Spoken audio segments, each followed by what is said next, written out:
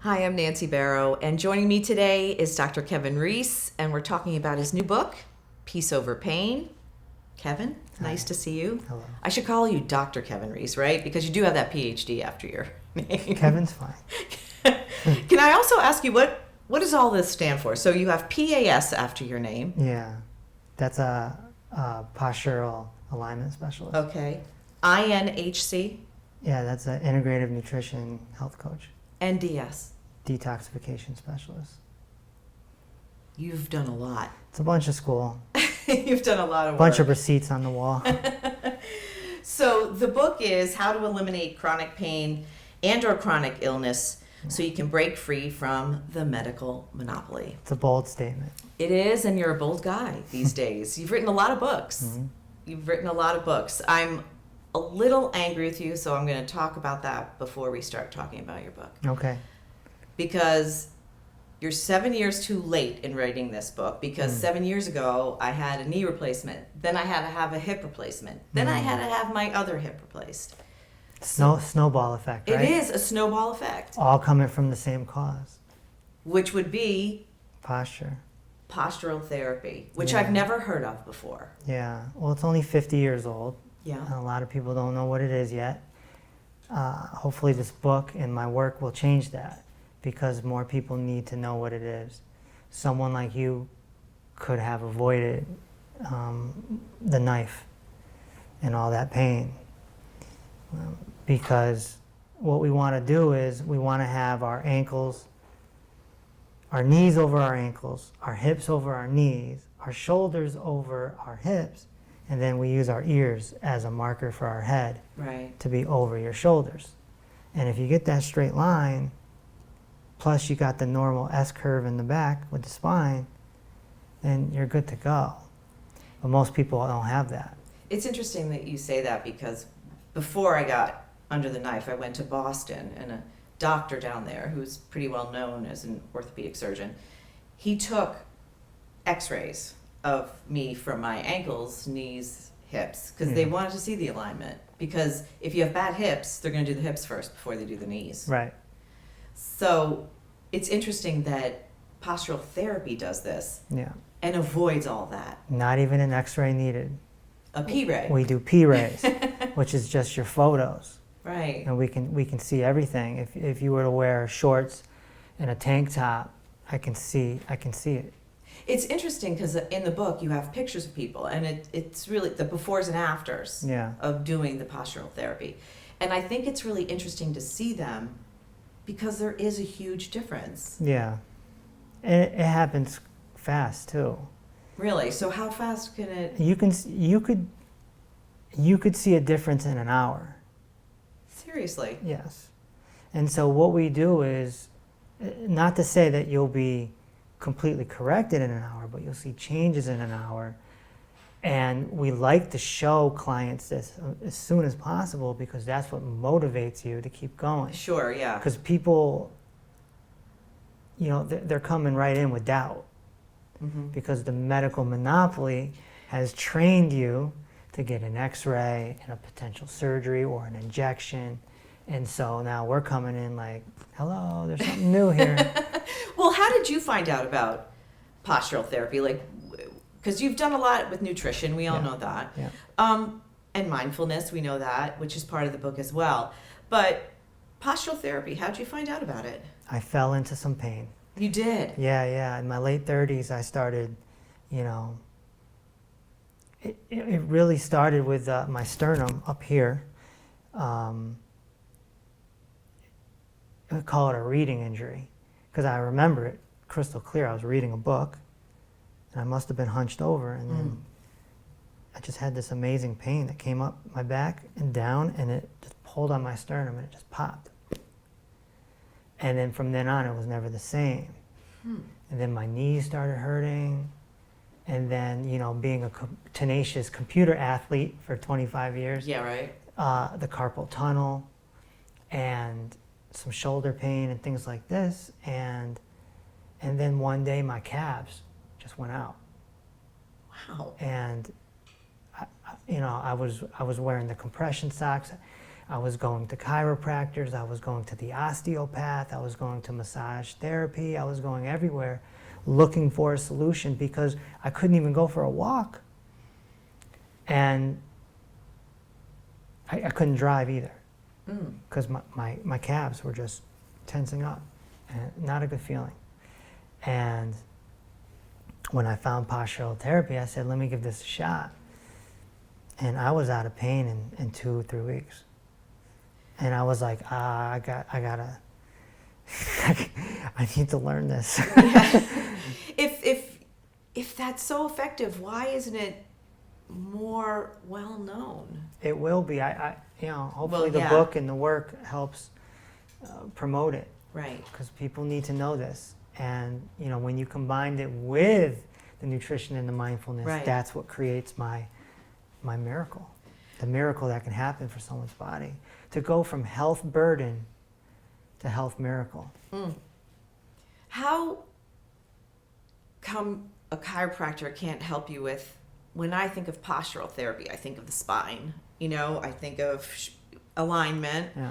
And if the chiropractor, they do the crackety crack stuff on you, why Snap, didn't crackle, pop. snap, crackle, pop? How come that didn't work for you?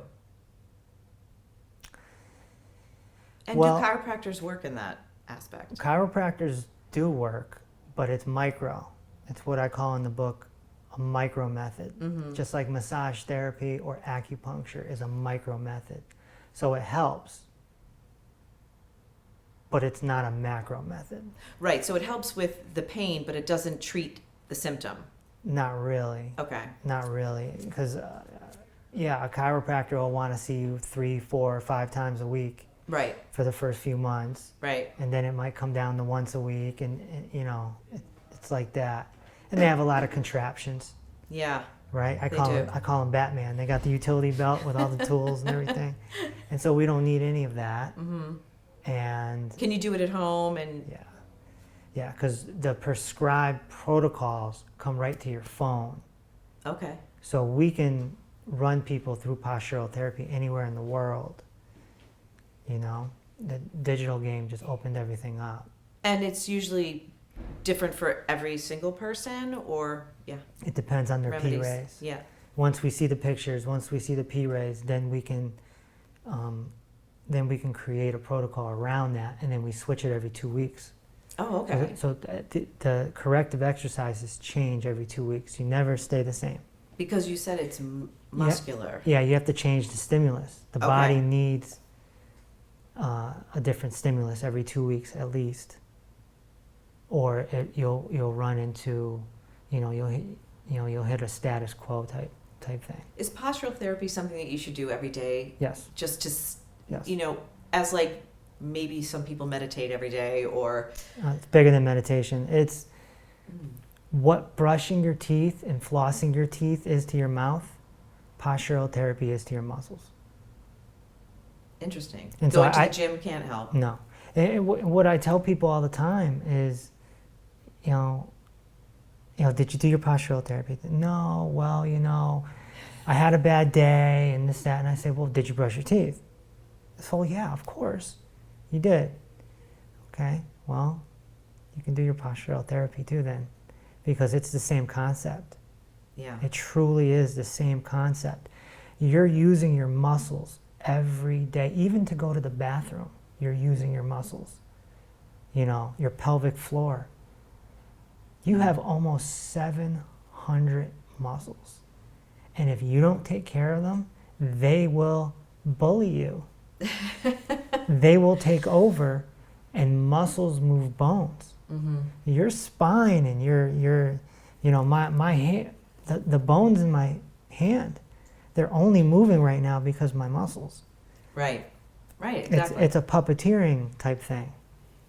So if your muscles are not in order, then your bones, which is about 200 bones in the body, are gonna get, they're gonna get out of alignment. And all the bones is your grid. Right? Yeah. Like when I look at your P-ray, when I look at your photos, I'm just looking at your grid. I'm looking at your joints. I'm looking at your bones. I can tell if somebody's femurs are rotated, things like this. But it's the muscles that caused it. It's so interesting, the cause and effect of the whole situation. Yeah. Tell me what the medical monopoly is. Well, the medical monopoly is a dictatorial system that I call a specialty-based pain management system. And there's no competitor. And so you have health insurance, you have, the pain management sector of it, you have the physicians and the nurses, and it's just Surgeons. surgeons. I know them well. Yeah, and it's a $1.6 trillion industry. And to put that in perspective, big oil is 100 billion or 200 billion. They're not even in the trillions. Yeah, right. So medical has surpassed everything. Well, it is the number one problem, right, facing most Americans. Right. Some medical situation. Right, and what I mean by they're specialty based is if you have a knee problem, you come in and you say, Doc, my knee hurts. He's going to focus right in on that knee. And at some point, you're either going to get drugs or you're going to get cut. Or injections. Mm-hmm. There's no other option. There's none. Sometimes they'll tell you to go to physical therapy. Physical therapy is part of the medical monopoly. So you can't win. Anyone that takes health insurance is the medical monopoly. Even if I was offered health insurance, I would turn it down. Really? Yeah, because you don't want to be, as a practice, I don't want the Peace Over Pain Clinic to be involved with that. I want to be independent. Once you start getting involved with that, you might make more money because people can come for $15, right? But you're on that medical merry-go-round. You're on that merry-go-round, and it gets dizzy. It does. It's a tough thing because I understand that, but it's hard when you've been conditioned your whole life to think one way. To alter your thought process and say, all right, let me give Kevin a chance with this Peace Over Pain. It's a very easy book to read, I will say that. And I told Kevin I thought it was like Eat, Love, Pray. Because there's 3 sections of it, which I thought was great. And I enjoyed each section for what it was. But I really enjoyed the Postural Therapy section, which is the first section. Because I didn't know anything about it. Well, and there's pictures, and I really feel like it can make a big difference with people. A huge difference. I use my mother as an example. She had an eye injury not too long ago. And it was, getting a little blurry and this, that, and the other. She goes to the eye doctor. The eye doctor sends her to the retina doctor. This is what I mean by a specialty base. It's like, is the foot doctor going to send you to the toe doctor? Like, how many doctors do we need? And so the retina doctor diagnosed her with an eye stroke. 70-something-year-old woman. Nobody wants to hear the word stroke. No. It's scary. Really scary. And I say, Mom, it's your shoulders. It's your shoulders. Look, I'll show you. Let's do a wall test. Look at your photos. Look at this. Your shoulders are in like this. Your eyes need a tremendous amount of blood and oxygen. If your muscles, if your shoulder and neck muscles are all messed up, that's intercepting the flow. And so your eye isn't getting what it needs, and your eye needs a lot. And so people can get vision issues from their shoulders. And people hearing this might say, that's crazy. But if you think about it and hunch your shoulders up, you can feel that. And I know this myself because my left eye is worse than my right eye. And I know that I have a pinched nerve because I get tingles and stuff. So that's something that I myself have been working on for a few months. And it takes the fear away. Right. It takes the fear away. So if your eye is messed up, you can say, all right, I got to do my postural therapy, instead of being like, oh my God, I got to go to the doctor. I need meds. What is the doctor going to do? Unless you have an actual emergency and you need acute care, Yeah. they realistically can't do anything. And that's what I'm trying to convey in this book. This is to break somebody's limited beliefs. I'm just telling you flat out. It is. It is, because in the thought process of when you get the flu and you feel so bad, Right. you feel so bad, Yes. you want to go to a doctor to help relieve whatever is making you so sick.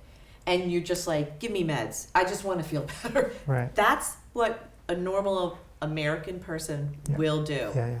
They will. They'll go there to feel better. Right. And you're saying that's not the way to think about No. your body anymore. No. That's why, and my program is 120 days. So it's like, you want it quick? We can give it to you quick. Yep. It's not going to be easy, but it'll be quick. It's like 120-day surgery. It's precise. It's mind. It's really altering how you think about the medical monopoly. Yeah.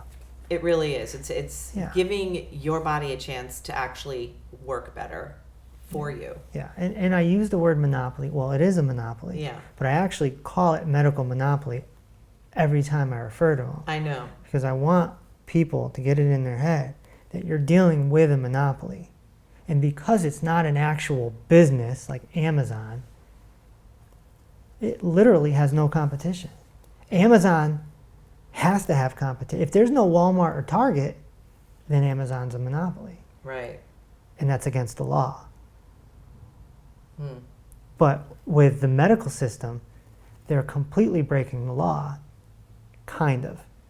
The law is twisted to make it happen. To keep people in the system. And Big Pharma, which is part of it, makes a lot of money. And the equipment industry makes a lot. I think the equipment industry makes even more than Big Pharma. I would have to check the numbers, but it's ridiculous. Like they could buy an X-ray machine for $3 million, and then they run you through it 1 million times, and your insurance covers it. Yeah, they do. So it's like it's all paid for. That's the thing. Like I was at a party just a few weeks ago, and this older gentleman, his spine is flexed forward, and he says, "Oh, there's nothing they can do. It's part of." I said, "No, we can correct that." No, and my knees, blah blah blah. No, don't you see what you're saying? Your spine is messed up, and your knees. Isn't that suspicious? It's all connected. Yeah. And I'm like, you're standing on 80 grand. Those knees put a lot of kids through college. Yeah. These surgeons are putting their kids through college off your bad knees. My knee was probably $100,000. But you know what he says to me? What did he say? He says, they're going to cover it anyway. You see? It's a monopoly. It is. Well, I'm just going to go get knee surgery because it's covered. I don't pay anything. I just pay a little bit. So tell me about the sea monster. Yeah. Well, when I was reading this book, I realized that you refer to cancer that way. Yeah. Well, cancer is the scariest word in the human language. And on top of that, they go fishing for it because it makes a lot of money. So the sea monster is a double meaning in that way because they're fishing for it. They're actually fishing for it, right? They're colonoscopies, mammograms. It's constant, and they're making loads and loads and loads of money by just checking. And people have been conditioned to actually think that's prevention. We do. I feel like that is prevention. It's not prevention. Okay. So tell me how I'm wrong. Because I had to go through the colonoscopy, and Right. everybody says I was so fearful more of the whole before. Yeah. That I put it off and put it off and put it off. And finally I got it. I was like, that was nothing. Yeah. But that's not prevention? No, that's trying to find something. You can't prevent it with equipment. You know, you have to. We're dealing with biochemistry here. So is that, can you... You can prevent it through lifestyle change. I was going to ask you that. So the nutrition part of your book Yes. Was really interesting to me because there's 90 essential Nutrients. Yes. Yes. And when you said you can go get tested for all those if you think you're depleted. Yeah. And in the book, I circled everything. You listed a whole bunch of ailments that maybe would be related to these a deficiency of these 90 essential nutrients. And I had a lot. Kidney stones, arthritis, moodiness, a lot of them. Yeah. Yeah. We don't even know if we're nutrient deficient. And the medical monopoly doesn't check. They do not check your nutritional profile. They'll check the usual suspects. They'll check your cholesterol and your blood sugar because that makes them money. And they'll check your calcium and your phosphorus. But how many doctors, say, oh, let's check your copper today, or your zinc? Or let's make sure your lithium's doing good. There's 90 essential nutrients. 60 of them are minerals. Minerals are a big deal. And people always vitamins. It's minerals. People will literally die of mineral deficiency. It's funny that you say that. So I treat my horse probably better than I treat myself and my dog probably, because they get Himalayan salt licks. We're always checking for their mineral deficiencies. Salt is a big issue a big topic in this book, and I mentioned animals. And when your horse starts chewing on wood or the barn, we call that cribbing. Yep. And all that is nutritional deficiency. Which he does a lot. So that's interesting. Isn't it interesting that we know it with animals but not ourselves? Yeah. Well, we don't chew on wood, hopefully. I mean, I hope nobody's chewing on wood. Well, back in the day, we'd use wood ash. Oh. So before we had electricity, we used wood. We burned wood. And human beings would take the ash and they'd sprinkle it in their food a little, or they would sprinkle it in their garden, because wood contains minerals. And so we don't do that anymore. Wow. But we take care of the animals. We make sure. Oh my gosh. And why? Because the animals are a product.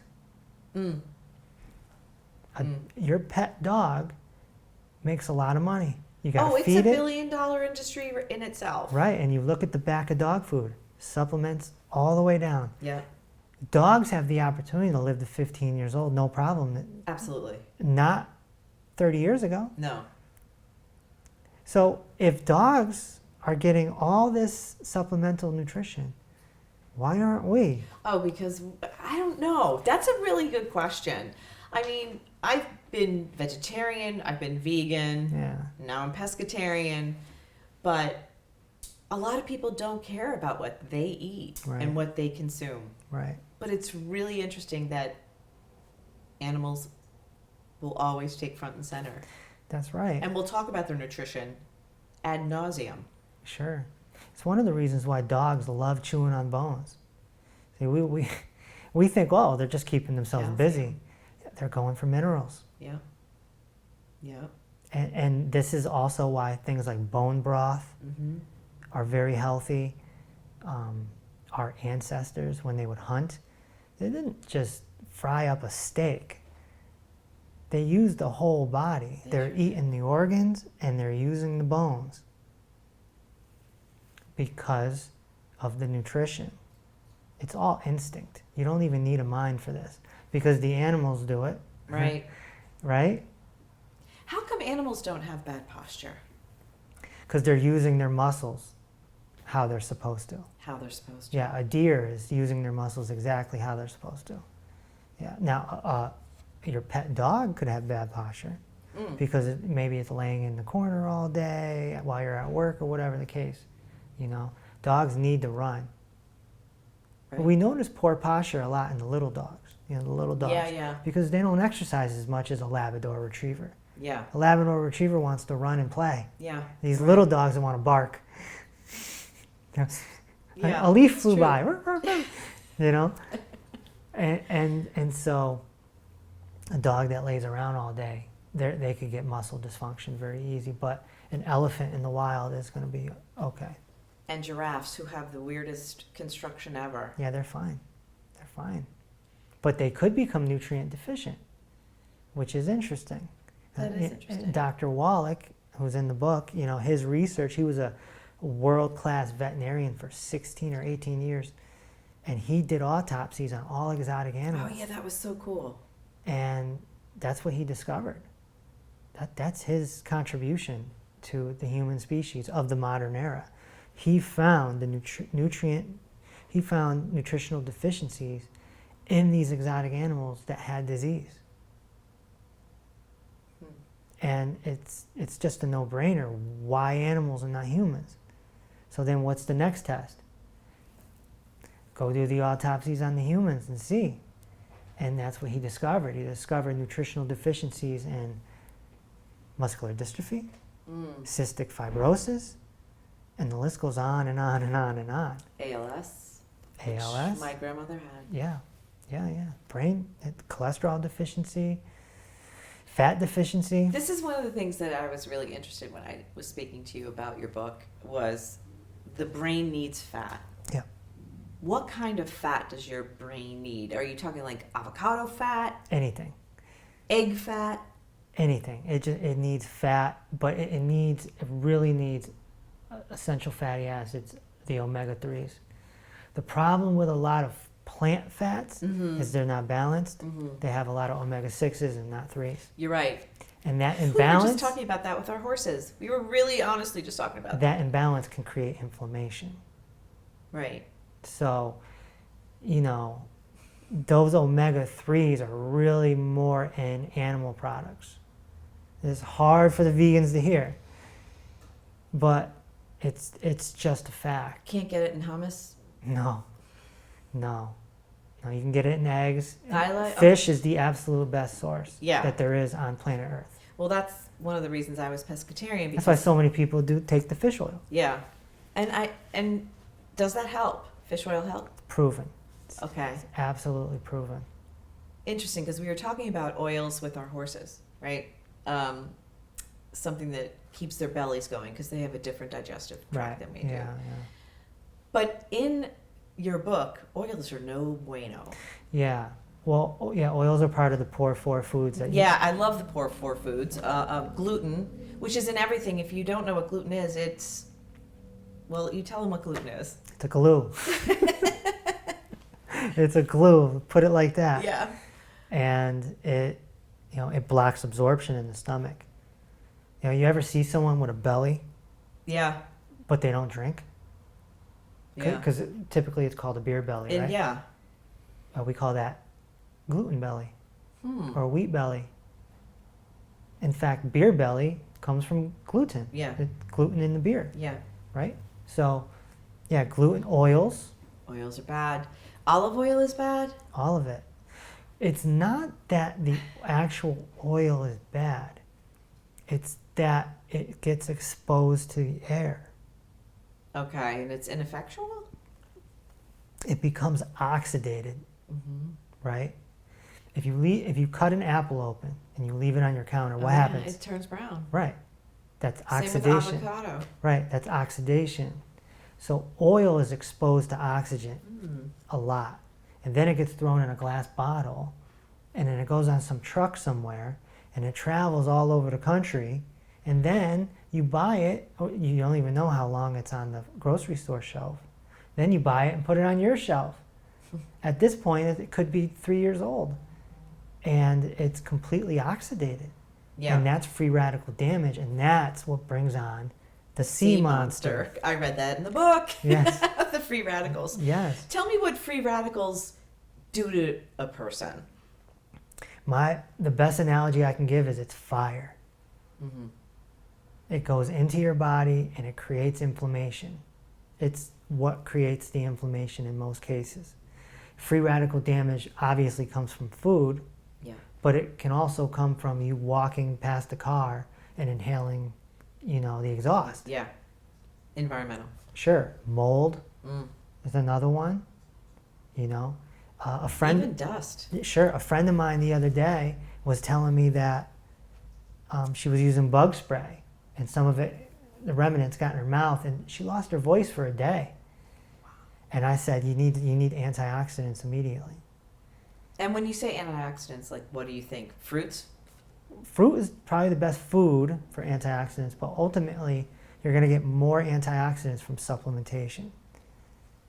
Finding the right supplements. But, dark chocolate has antioxidants, red wine has antioxidants. See, now you're talking my language, Kev. Now you're talking, at But- least stuff that I but can understand and ultimately, appreciate. supplementation is what's going to get you there because, somebody formulated it. And they took this, and this, and they put it together, and they brought the ORAC score up.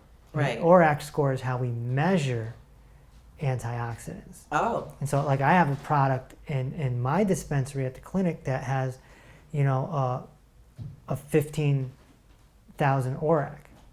We're supposed to get 20,000 ORACs a day. from our food or from... Just in general. In general. So Yeah. from supplementation or food. Yeah. Well, you'd have to eat a lot of food to get that. And, the average American only gets like 1,500. And so when you're so deficient, what happens? That's when the symptoms hit. That's when pain comes. Yep. And then eventually it turns into the sea monster. Yeah. The sea monster is coming from free radical damage.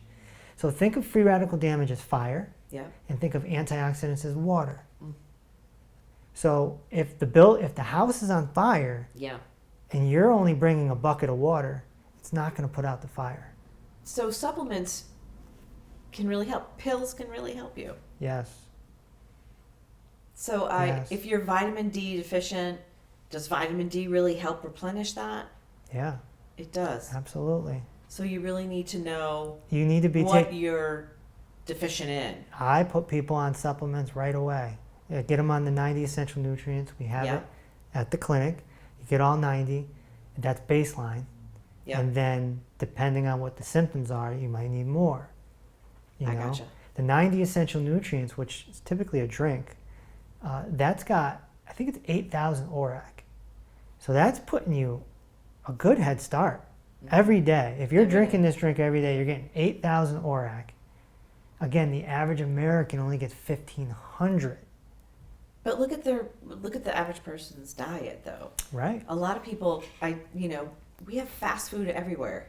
And even the ones that think they're eating healthy Yeah. may still be consuming the poor foods. Yes. And then well, they- I am. Now, I thought that I was fairly healthy. And then they don't understand why they're having certain symptoms. Inflammation. Yeah, all sorts of stuff. And so get when up. you think you're being good, Yeah. with olive oil, Yeah. and I'm not, because it's Yeah. inflaming everything. Well, I was inflamed at one point, and I couldn't figure out why. And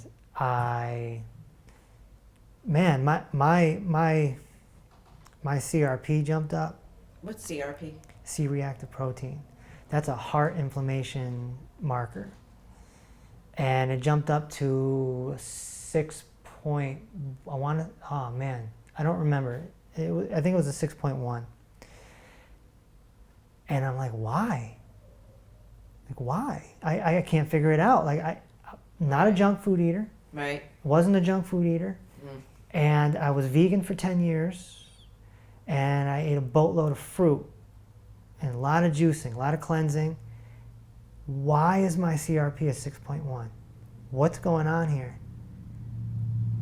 Oils. Oils. The oils are bad. You take something as like a salad and you pour oil on it, or mayo has oil in it. Yep. Dressings have oil in it. Yeah. You're creating inflammation. One of the things that you said to me is just eat olives, Nance. They're so good for you. Just like eat the source instead of Yeah. eating the Yeah. the processed portion of it. Yeah. I do love olives, but you can't put it on my salad and make it a great dressing. Well, not everyone wants to hear this, but I would just, butter is a better option than oil. What? Yeah. It's All right. Whoa, Kev. now butter has been used for centuries. It has. It's full of all sorts of nutrients. It's got a big nutritional profile, huge nutritional profile, and it's almost lactose free because the milk is being processed in a certain way. So if you're lactose intolerant, you can still have butter. It's funny.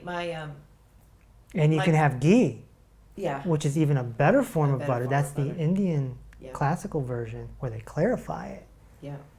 And so butter, you're getting that good cholesterol. And I don't mean the good cholesterol that the medical monopoly promotes. I just mean cholesterol in general because cholesterol is healthy. Okay, that's where you lose me. All right, because I have high cholesterol. My dad had it. My brother has it. Yeah. So, and I know that you say that everybody says, "Oh, genetics." It's not really. It's just an excuse. Right. Genetics is the medical monopoly's excuse when they can't describe something. Is there any validity to that? Because like, my dad had kidney stones. I have kidney stones. My dad had his hip replaced. I have my hip replaced. Well, what gets passed down is nutritional deficiency. Oh, there you go. So if Mama Bear is deficient in 40 of the 90 and Daddy Bear is deficient in 72 of the 90, they're going to create a child who's very deficient. So I can blame my parents for all of this. Well, we blame our parents for everything anyway. We do, don't we? Yeah.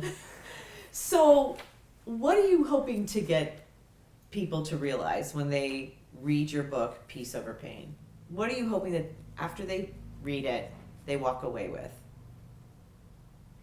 I want people to understand that there is a solution, and it's not the medical monopoly, unless it's an acute situation. Right. Right? I can't help you if you're having a heart attack. I Right. can't help you if you're having a stroke. I can't help you if you're having appendicitis. I can help you never get appendicitis, never get a heart attack, and never get a stroke. That's prevention, not going into a machine that costs $3 million. So, is it the three parts of your book? Postural therapy, and then it's the nutrition. Yeah. And getting on supplements, you think, is probably the wisest thing for people to do. Yeah, the soil is depleted. It is. It's not like it was 200 years ago. A carrot is healthier 100 years ago than it is now. Yeah, it's true.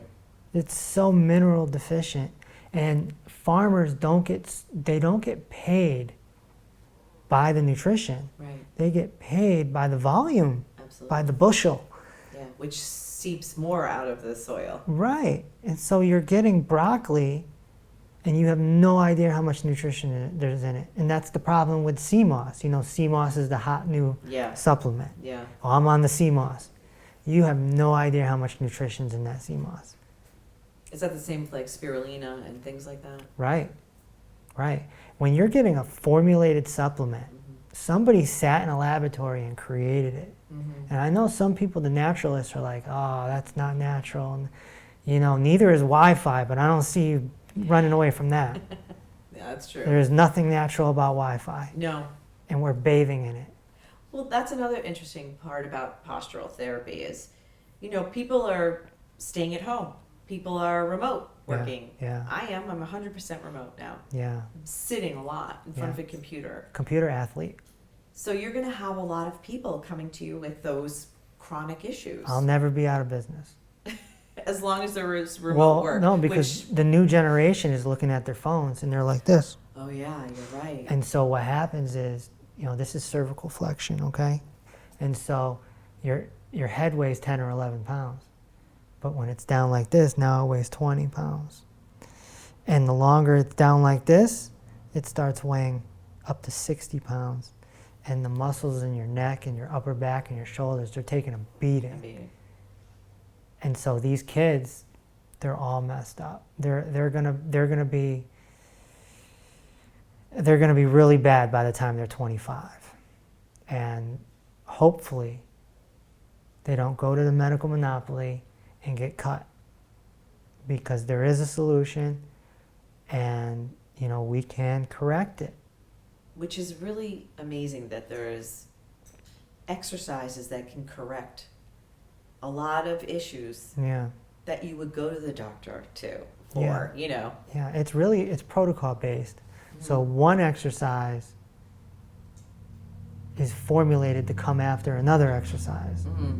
So it's not like I give you 5 and say go do them. They're very formulated. Yep. You don't take any breaks. Similar to yoga in that way, but yoga isn't therapy. Right. Not that yoga is... Or Pilates or anything. Right, Yeah. and those things are cool. Yeah. But they're not postural therapy. Okay. And it is amazing. And all you have to do is 15 minutes in the morning and 15 minutes in the evening. And that's it. That's it.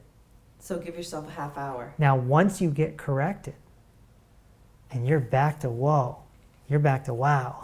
Yeah. Once you get back to wow, then we can do hour-long ones Oh, okay. and build strength. Okay, gotcha. We want to straighten before we strengthen, Okay. because people get stuck. I just did a video, it's on my Instagram, of Vince McMahon, Okay. Vince McMahon, billionaire, WWE guy. founder, CEO, Amazing. great businessman. Yep. He has been a weightlifter his whole life. His whole life. And I noticed this because he came out and he had a tank top on, so I could see his posture. And I noticed that he had turtle posture, which is basically his head is falling off of his shoulders. So it's like, if this is his body, his head is here, and it's supposed to be here. Oh. It's like it's almost on his chest. And so he's down like this, and he's got creases in the back of his neck because it's crinkling. And so what happens is, this happens to a lot of bodybuilders, because they're doing the exercises, they're strengthening the muscle, but they're not in alignment. So you're locking yourself in place. It's muscle memory. We see this with tons of bodybuilders, and it's like, get out of the gym. And you said that about an athlete too in your book, and I forgot which athlete it was. I mentioned Odell Beckham Jr. That's it. Odell Beckham Jr. blew out his knee in the Super Bowl. Yeah. He wasn't even hit. That's posture. That's posture. That's posture. He went into the game with bad posture. It's never the activity that's the problem. It's the posture. Is the problem. They should put me in the draft room, because I can tell them what athletes are going to be injury prone. It's a huge competitive advantage. Actually, maybe someone will hear this, Well, or see this, well, they'll say. Ironically, actually on my podcast next week, I'm interviewing Lee Steinberg, who is the guy they made the movie Jerry Maguire about. Yep. So maybe I'll mention it to him. You should. His agency could have a competitive advantage. Look at you, Kevin. We should be looking at these athletes. I mean, every human being really should. Yeah. But you can tell. I noticed one on Roman Reigns the other day, the wrestling champion. Yeah. He's standing in the middle of the ring, and his feet are so averted, which means his femurs are rotated. And so, which means there's a hip disparity going on. I don't know if he feels it now. He's probably 35 or something. Yeah, probably not for another 15, 20 years maybe. But you can see what's happening before it happens. Yeah. That's power. That is power. Every single person that watches this interview, I would hope would feel empowered by what I'm saying, because I'm saying that's real prevention. Right. Not a mammogram. Right. Mammogram is trying to make money off of a piece of equipment. And so if we get our nutrition in order, we're getting our 90 essential nutrients, Yeah. we're staying off of the poor foods, Yeah. and then we're doing our postural therapy, 15 minutes morning, 15 minutes evening, and you're practicing mindfulness, you're putting yourself in a position to thrive as a human being. Did we go over the 4? I know that we said gluten and oils. Gluten, oils, fried, and fake. When you say fake, let me ask a question for my vegans and vegetarians. Yeah. They love vegan junk food. I do. It's bad, right? So I get the hamburgers or I get the chicken, the fake chicken. Yeah. Bad, right? Anything that's Fake meats are no good. no good. They're full of oil. Which is going to inflame me. It's going to put it all on fire. Yep. Okay. Let's talk about the mindfulness part, because I think you and I both agree. We've talked about this before, about being in tune and being very mindful, and whether that's doing meditation or whatever it is for you. I think it is really important every day to be thankful and to be mindful. Yeah. How important is it in this peace over pain?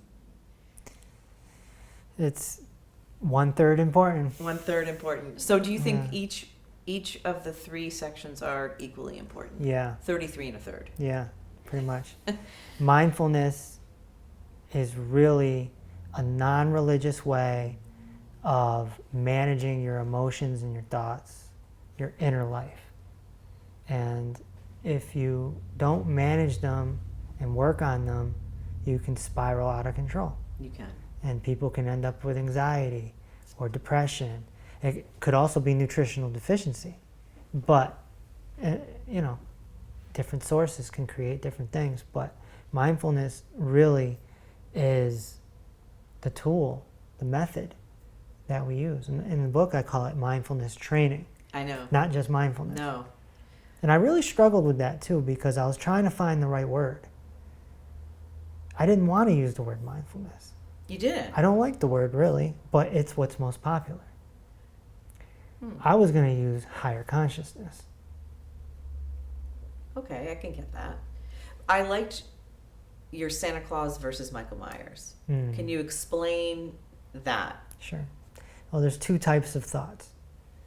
There's Santa Claus, and this is our happy, excited, yeah, woo, woo, right? Best time. Best time, right? When your mind gets going, Yeah. it feels good. Feels great. The serotonin and Yeah. everything's going. And then you have your Michael Myers, right? That's the horror movie. That's the, you're down on yourself, negative thoughts, anxiety, whatever. And what we do is we go on this journey where we're switching back and forth, back and forth, back and forth. And the reason why I use Santa Claus and Michael Myers as examples is because they're not real. And neither are your thoughts. They're absolutely not real. And that's the paradox of being human. That's why they call it the dream. So when you go back and forth between those 2, Yeah. what is the danger that you're doing to yourself? Well, you're in a dream. That's the overall thing. And I call it dream-based reality. Right. Which is, an oxymoron, right? Yeah, it is. Yeah. Dream-based reality. But what I'm saying is you're still here in reality, but you're dreaming.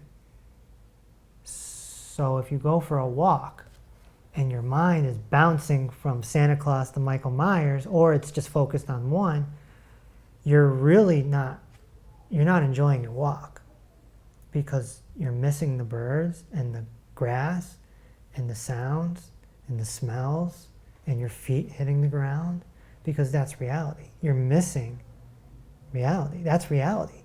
What you think is not real. Well, and there is the great It's a projection. portion. It's the great portion of meditating, right? To really slow your mind and get your mind focused on what's going on right now with your feet and Right, your body. right. And when you meditate, sometimes your mind speeds up. especially for beginners. Right. And I had so, to take classes on learning how to meditate. in our 120-day program, I run people through what's called the thank you meditation. And it's meant to be every single day, and you're allowed to let your mind just go. Mm-hmm. And then I tell you what to do about that. But, you know, the mind has patterns and habits.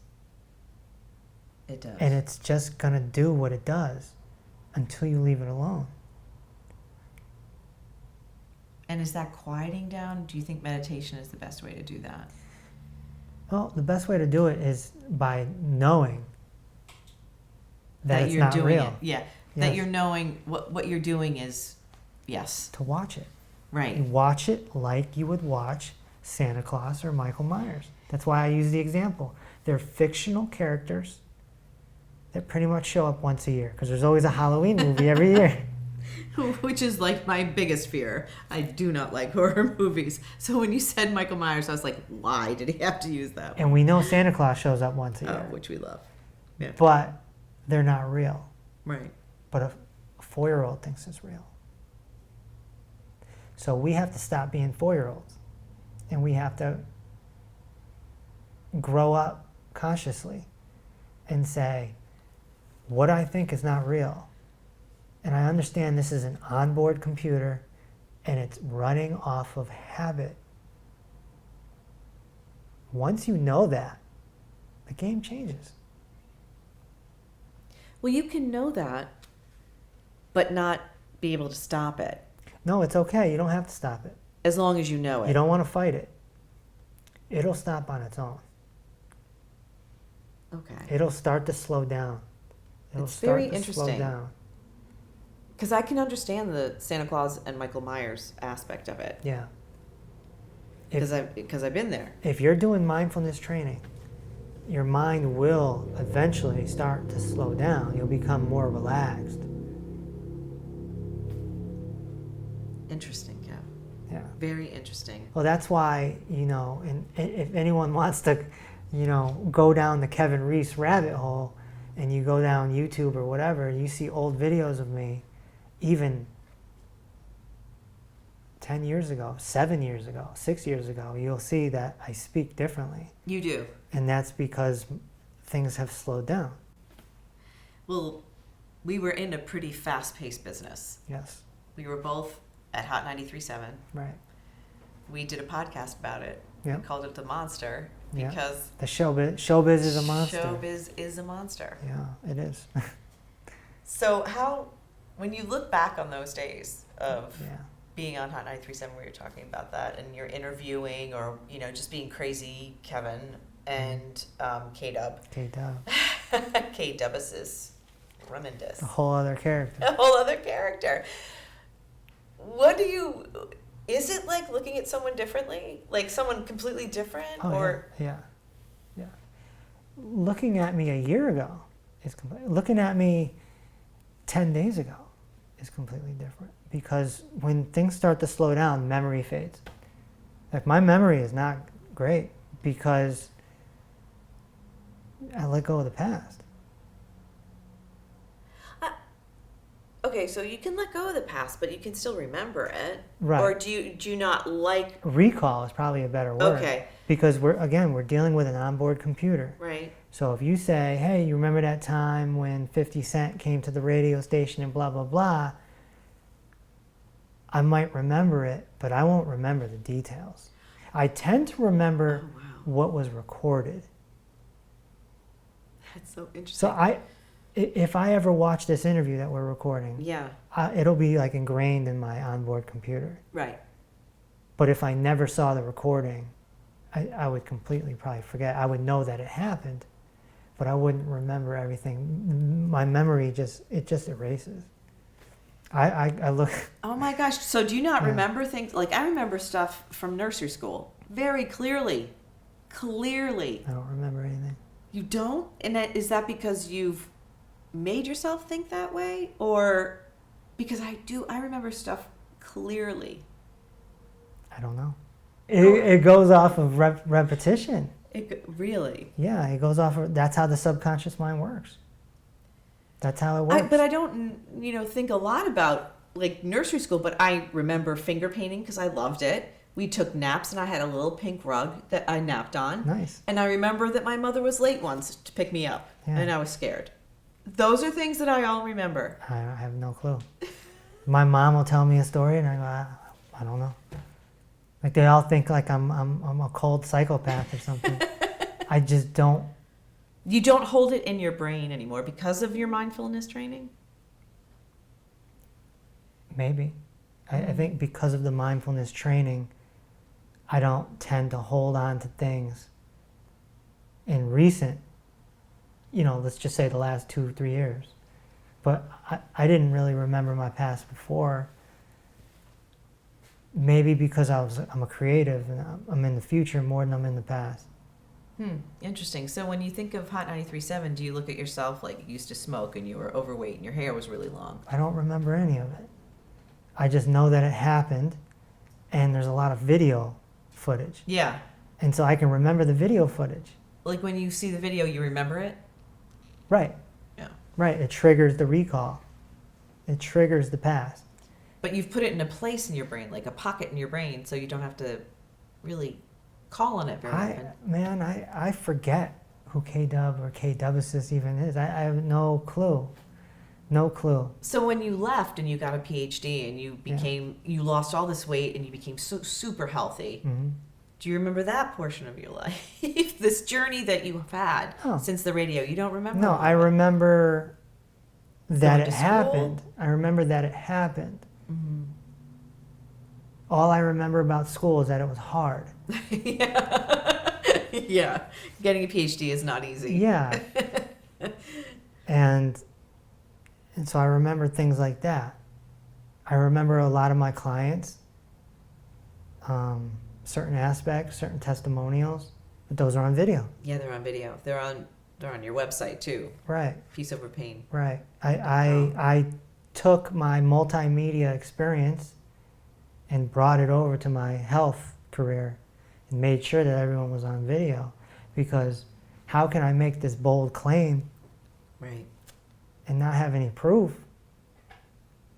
I'm trying to supply as much proof as possible. Well, you have with your podcast too. I think I need to, or I'll forget it anyway. You need a reference point to look back to. That's a key word, reference points. Yeah. That's key. Yeah. And maybe that's it. And it's not just a me thing. I've talked to a lot of people that are very deep into mindfulness, and their memory is not great either. Wow. But the thing is, because I'm an entrepreneur and I have a business, I remember the nitty-gritty of the details. So when I wake up tomorrow, I know exactly what I need to do. I need to hop on the computer. I need to do this. I need to call that person. I need to do this. Yeah. It's you would say, oh, your memory is great, but it's just focused on what I need to do. But I don't remember 25-year-old Kevin at all. At all. At all. Wow. Maybe I need to do a little more mindfulness training.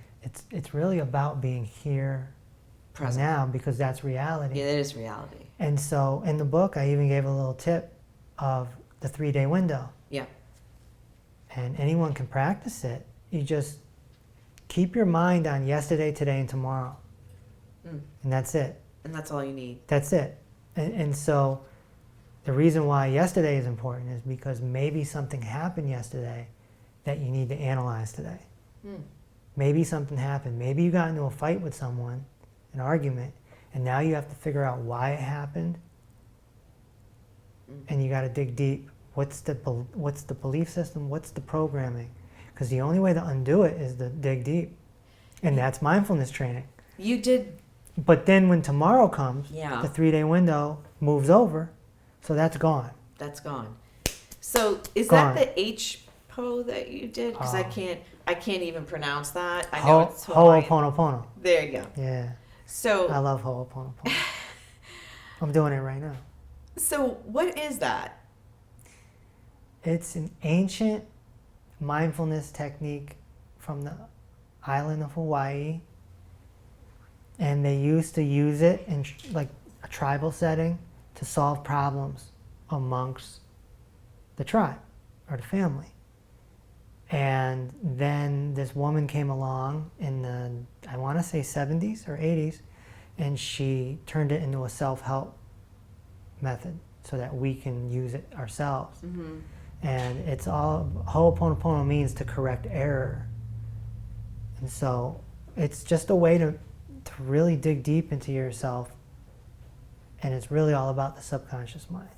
Well, you were doing something, and it was really nice that you shared it on your social media, that it was an emotional release for you. And I don't know if, was that what you were doing?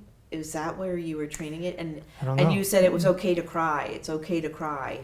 If you're sad and there's things that you're letting go of, it's okay to cry. Yeah, crying is awesome. It was interesting when you were saying that, and you said it was a very personal thing for you, like loss can be very personal, and letting go of stuff, and you were in a spot, and I was like, I wonder what Kev's going through, because Was it last year? Yeah. Oh yeah, last year was wild. It was a while. Well, I went through what is typically called Dark Night of the Soul. That's what it was. Yeah, it was 7 months. So what is Dark Night of the Soul? It's a purging. It's a purging of your pain body. It's a purging of all the trauma and all the programming that you're holding on to. Some people call it ego death too. They call it different things. It's a detox, really. It's a cleanse. And An emotional cleanse? Oh yeah, it just starts coming up, and it's coming up, and it's coming up, and if you don't know what it is, it's scary. And then once you find out what it is, then you accept it, and you just like, whatever. I remember reaching out to my spiritual mentor, who was an enlightened master from Australia. And I said, I think I'm going through Dark Night of the Soul, because I'm crying a lot, and it's just stuff is just coming up, and I'm so vulnerable. I'm like a 5-year-old child. Yeah. And I'm like, what should I do?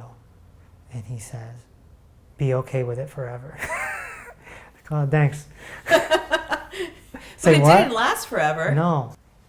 Yeah, be okay with it forever. That's like a... Yeah. I don't want to deal with this forever. Yeah. But what he's saying is surrender. Just surrender, because you can't control it. See, that's the hardest part for, I think, a majority of people, is the control issue. Because, you think you can control your health if you're conditioned that way by going to the medical monopoly.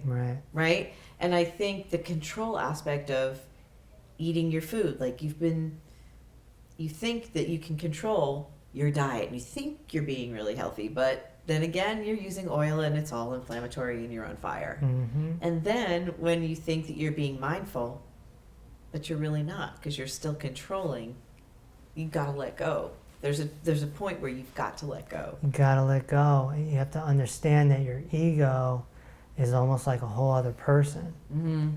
It's like this little dude in your head, and he's a dictator, and he's just desiring things and wants things, and and it's puppeteering your thoughts sometimes. So you just have to be aware of it. That's all it is. The whole game is about being aware. Awareness is really the best word. I would love to call it awareness training, but mindfulness is the hot word. So it is, but I think awareness would be okay too. But so having self-awareness, and just seeing what's going on with your mind and your emotions, and not stuffing them back down. Well, there's a lot of emotional eating that people do. I could be one of those. Yeah. Like if somebody makes you angry, we tend to like stuff that back down because we don't want to be confrontational or whatever the case is. You want to get in there and figure out why. You have to perform surgery on yourself. Yeah. And that's the paradox. Right. You're the surgeon and the patient. Yeah. Yeah?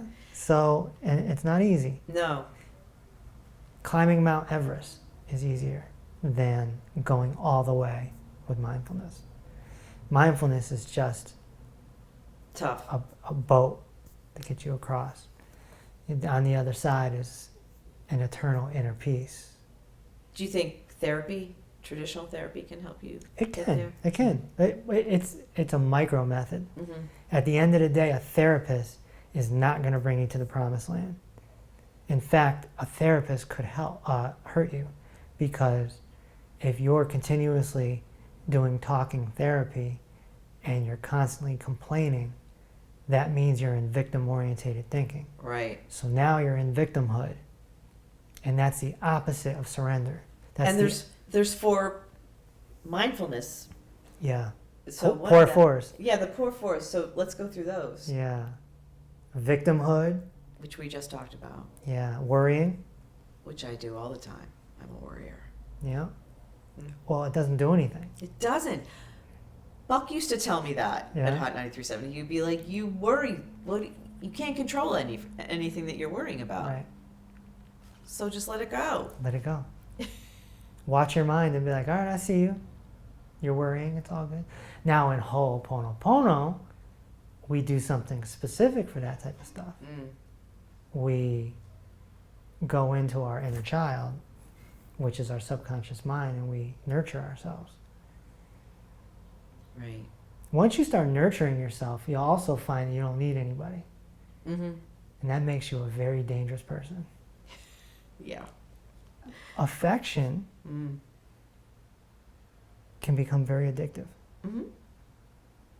Very addictive. And approval is one of the Yep, the 4. four behaviors. Needing approval. Needing approval. And a lot of times this comes with mom and dad. It did. Yep. I want my dad to say he's proud of me. I want my mom to recognize my talent. I need their approval. And then it becomes your friends, and then somebody minimizes you, and it causes a fight or flight. And you're just like, why don't they see me as capable and talented? Yeah. And so we're right back to the inner child. That poor inner child. And you keep coming back to it. It's like you really have like a 5-year-old inside of you. It's with all of us. Right. You could be 70 years old. And I see this with seniors all the time. I work Right. with a lot of seniors. The older they get, the younger they get. It's true, right? They start transforming into a 5-year-old. It's true. They're overwhelmed. Their pills overwhelm them, or they're depressed because they can't mow the lawn anymore. Their friends are dying. There's death all around. Yeah. I remember a senior just telling me some months ago that COVID isn't fair because us seniors have to live out our last days in this. Oh, it's bad. I have a Yeah. 93-year-old aunt. Reads the New York Times every day. She's sharp as a tack. She can still drive, but she's lonely. She's very lonely. Lonely is a very interesting weakness. Mm-hmm. It's a weakness. Aloneness is a strength. Mm-hmm. Loneliness is a weakness. Because what lonely means is you're missing something. You're missing something, which means you're not self-nourishing. You're not in mindfulness. Because you don't need anything.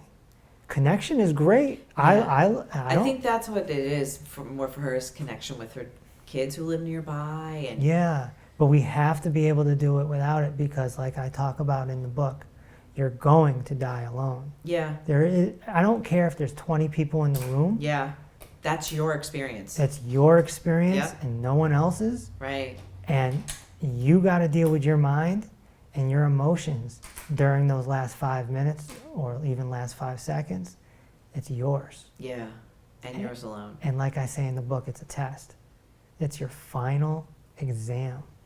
If Yeah. life is a school, that's your final exam. Very interesting. And I know you said let go and let God. That's what a lot of people say. Sure. And I think That's surrender. it is absolute surrender. That's surrender, is just trusting the process. You know, if something happens to you that's not so great, trust that it was for a reason. Yeah. Something's going to come out of it. It could be a test. I do believe like you are where you are because of you're supposed to be here. I believe in those things. Sure. I believe. And yeah, and once you learn the subconscious mind, you start learning not only how your mind operates, but how the collective operates. Because we're all kind of in the same boat. Right. Like we're all the same. We have different personalities and we have different genetics, but we're all operating off of the subconscious mind. The subconscious mind is kind of like a DVR. It records everything. But you can't recall any of it. You can only you can right. You can only recall bits and pieces. Right. But there's stuff in your subconscious mind, I in know. your database. Oh, I know. You don't even remember. Something could have happened to you when you were 5 years old that's affecting you now and you don't even know it. I know. You don't even know it. Well, it's funny because when you were talking about your 5-year-old, like I've been in therapy and my therapist says, you need to have a conversation with your 5-year-old self. Yeah. You really need to be kind. Everything that's going on, would you say those things to your 5-year-old self? Right. And it's really important that you treat yourself well. Right. That's one of the things that I took away from. And don't beat yourself up. Ooh. Don't beat yourself up. You Now have you're looking for approval from yourself. Well, that's, yeah. And that approval is one of the poor 4 behaviors. It sure is. Yeah. So where can people find this information, Kevin? It's the information a lot of people are praying for, I think. I do. I'm like I said, I'm still mad at you that this is 7 years too late Yeah. for my knees and my hips. Well, my sternum had to pop for it to happen. Yeah. Well, I have one knee left, so let's hope that I went to so many doctors. you did. I did. And even when I found my solution, I still went because I was investigating. Mm. I was like, insurance covers it anyway. Let me find out. Investigative reporter. Kevin Reese, Dr. Kevin Reese, investigative And reporter. they don't even know I'm in this business, and I don't like announce myself to Right. at all. I'm just But it affirmed what you thought. right. I went into the medical monopoly and I researched, and I realized that when it comes to chronic illness or pain, Yeah. they really have no solution. It's a money-making, specialty-based pain management system, and we don't manage pain. We give your pain a miracle. We create a miracle, you know. And miracle is the word that I like to use because, you know, the other C word is illegal. Can I mention it? Or no? Sure, you can. The cure word is, yeah, It's legal. They own it. they own it. They own that. They own diagnose. Wow. Who knew the medical monopoly would own that? So if they want to get more information, Yeah. can they go to your website? Yes, and the book is going to be only $5 on peaceoverpain.com. That's digital version, Yep. audio version, and a special training from me, or they can get it on Amazon for $20. But either way, get the book in your hand and give it a read. You know, see. If something resonates with you. Yeah, because this is step one. It's really pretty cool. It's really great. And there's lots of bonuses in the book too, lots of trainings that you have. Yeah, Things that you can do to find out if you really need to read the rest of this book. and it's a quick read. It is a quick read. There's no fluff, No, there is no fluff. and I like fluff. But I had to make a decision to not have fluff. That's right. So Dr. Kevin Reese, thank you so much. Peace Over Pain. Make sure you get it. Thank you, Nancy. It's really wonderful. Thanks, Thank you. Kev.